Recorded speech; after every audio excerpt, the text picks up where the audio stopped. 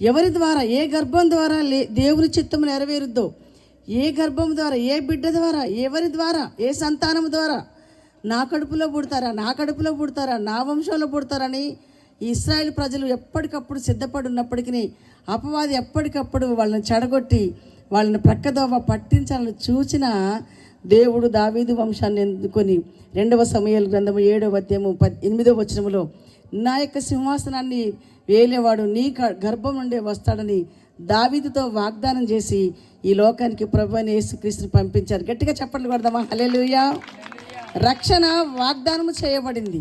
యేసుక్రీస్తు లేఖనాల నెరవేర్పు కొరకు ఈ భూమి మీదకి వచ్చారు.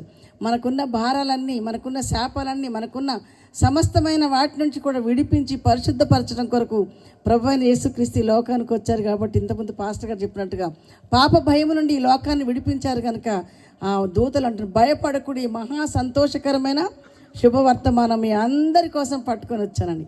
కాబట్టి ఈ సంతోషం మనకే తెలిసింది, దూత వార్త, ఈ శుభకరమైన సంతోషమైన వార్త అనేకులకు ఇంక ఇది తెలియదు. కాబట్టి మనం కూడా దూతల్లాగా మారిపోదామా? హల్లెలూయా. ఈరోజు ఒక తీర్మానం చేసుకోండి. క్రిస్మస్ పండుగకు వచ్చిన వాళ్ళందరూ కూడా మీరు కూడా ఒక దూతల్లాగా పరిగెత్తండి, ఒక నక్షత్రంలాగా పరిగెత్తండి, ఒక జ్ఞానుల్లాగా దేవుణ్ణి వెతకడానికి ప్రయత్నం చేయండి. వారి పేర్లు ఈ గ్రంథంలో లిఖించబడ్డాయి. ఇంతకుముందు యూత్ లీడర్ చెప్పారు.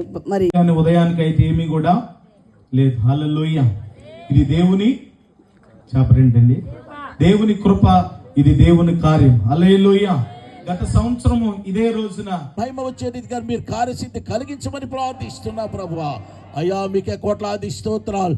అర్జున్ నాయకుడు నా తండ్రి ద్వారా ఈ గ్రామ ప్రజలందరూ మేలు పొందాలి ప్రభువా, అందరికి ఆశీర్వాదకరంగా ఉండాలి ప్రభువా. అయ్యా మీకే స్తోత్రాన్ని కనికరం చూపించండి, అందరూ సహకరించే కృపద ఇచ్చేయండి, అందరు మనసు మార్చండి. నీ యొక్క కుమారుడు అర్జున్ నాయకుడు గారు కూడా మీరు జ్ఞాపకం చేసుకొని బలపరిచి మీ శక్తి చేత నింపి అయ్యా మీకే స్తోత్రాలు. అందరికి ప్రయోజనకరంగా గెలిచిన తర్వాత అందరికి ప్రయోజనకరంగా ఉండే కుమారుడుగా చేయమని, బలపరచమని, ప్రాముఖ్యంగా గెలిచే శక్తి బలము దయచేయమని యేసు నామమున అడుగుచున్నాను తండ్రి.